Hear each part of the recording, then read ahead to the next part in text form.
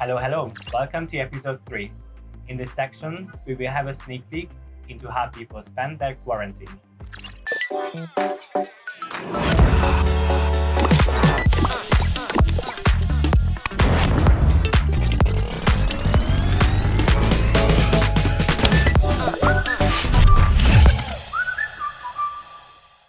What was the situation in your area?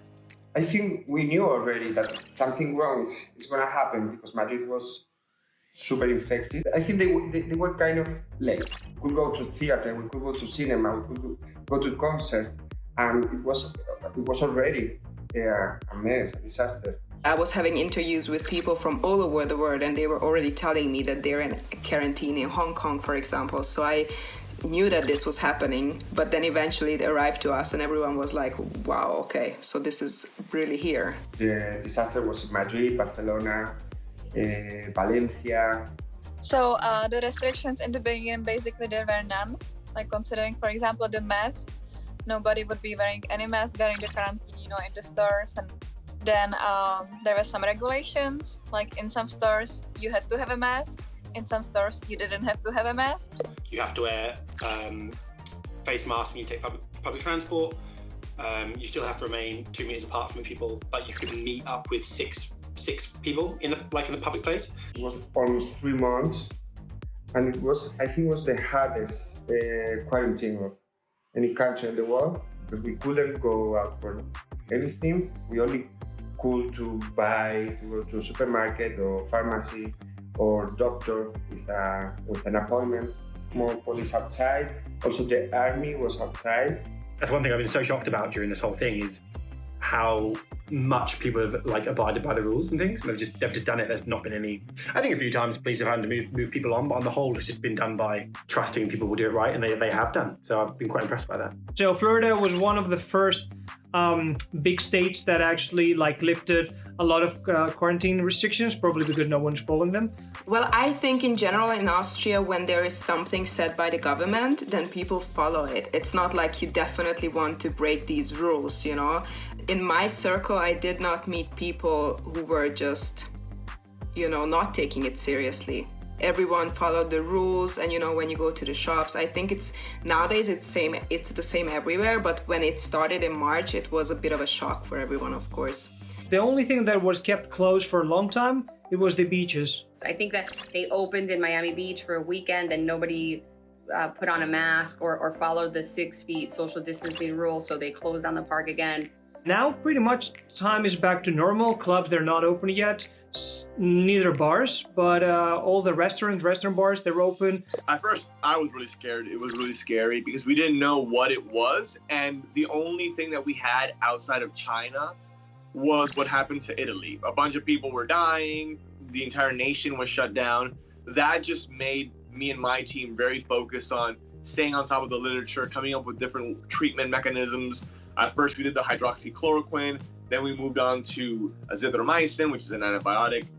Then now we're doing dexamethasone with a steroid. As people started to do social distancing and the curve started to flatten, and we noticed that, hey, we're not getting as affected as the Italian population, probably because we don't have a very high elderly population and we don't live with our grandparents as much as, the Italians do. Our country was a little bit more spared, for lack of a better term. We did have a lot of death rates. I would say probably the worst thing that's been happening to us is the economic hit from being socially isolated for so long.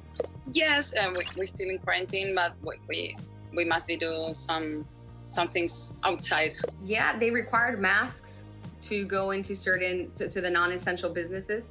I remember going to CVS one time and I walked in and they didn't allow me to go inside, and they said, you need a mask. And I said, well, okay, great, let me go inside and purchase one, and they didn't allow me. I have a really nice flat, I live in a really nice environment, but still to have the place where you work, where you rest, where you work out, where you do all these things at one place, it was really, really difficult in the beginning. Of course, I built up my to-do list, and every day I had this routine. And I think it took me approximately 1.5 months to really just settle in the situation and realize that it's not going to change. So don't hope for, maybe May or June that it's gonna get better. So I really made my peace with it. How did you keep yourself occupied during the quarantine? Yeah, I'm tanning, speaking a lot with my family in Greece. I'm a Zoom party animal now. I did fasting during the quarantine, which was pretty challenging because I had one room apartment. So in the same room there is a fridge, and I was locked down. In Budapest, we took different trips all over the country. Playing a lot of video games, so I played Animal Crossing a lot. Drawing is always something that I enjoy doing. I'm very slow, so once I start a piece, I'll work on it like really religiously, really quickly for like a few days, and I'll stop for ages. Did you do a lot of online shopping? I've been doing a lot of online shopping just because I want to create content for my blog and for my Instagram, so that's what I mostly buy it for. But also I'm buying clothes because I'm anticipating like trips that I'm gonna take or anticipating events that might happen. So I'm just keeping them on lockdown. And when the time comes, I'm gonna take them out and show people what I have. So I've still been doing a lot of online shopping. Well, I did kind of a lot of online shopping during the quarantine. Buying stuff online. That's probably the other thing. All my nice clothes that I like, I've just not been wearing. I just don't want to ruin them, waste them on this period of time. Well, in general, I'm not a big, shopper, so I don't need to have this as a therapy. But yeah, I definitely had more online shopping than usual. And since, you couldn't go out, you couldn't really have a nice Friday evening, you just simply treat yourself with other stuff. So that's what I did. Sniff some coke. No, I'm just kidding. No, don't take that seriously. Or am I? In the middle of the pandemic, what was it like to go grocery shopping? Shopping expenses on grocery shopping, they skyrocketed. So literally doubled. There was no toilet paper. A little bit before everybody went crazy, I went online and I ordered 24 rolls from one e-shop. People can get really desperate. I was like, yeah, I got stuck before everybody, took everything. A huge wave of shopping toilet paper and flour and yeast, for example. Pasta, oh my god, all pasta were sold out, rice, tomato sauces for pasta.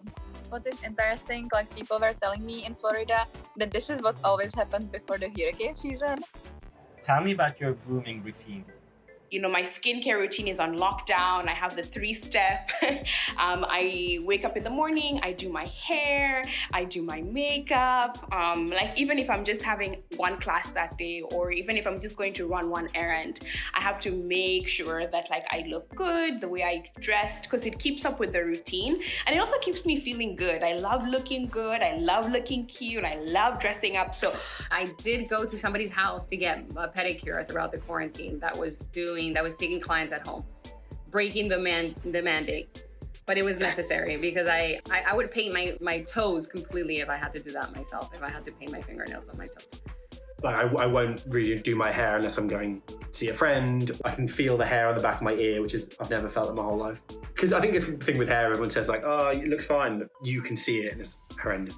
Right before this close down started, I went to the hairdresser, so I didn't feel that so bad. And then for hair, I started getting a little frizzy and curly, but there was nothing I could do about it. So yeah, at least you're not seeing my nails super close because it was very bad. But for my hair, I've been doing my own hair for years. So, and also just learning from YouTube channels. So this style, I've been wanting to do for a while and I just did it. So with my hair, I don't feel too nervous about it because I can do it myself.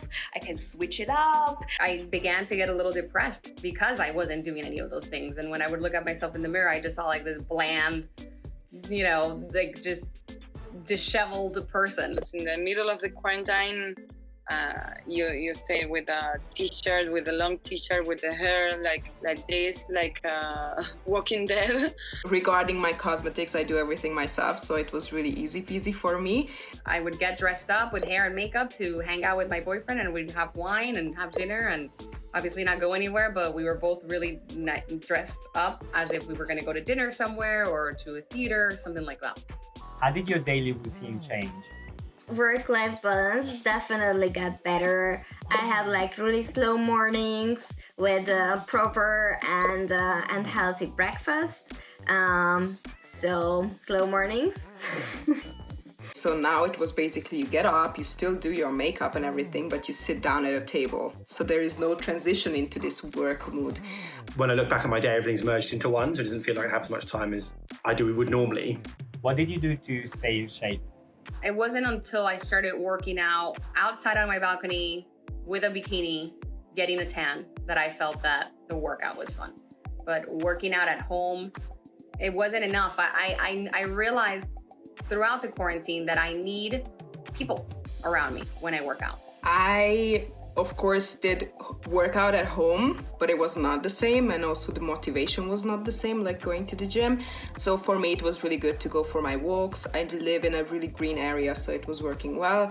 The workouts were, I think in the beginning I was more motivated, but for example, my yoga classes moved to online classes, and those I do even until today. I love swimming, and I go to gym. I do with weight, free weight.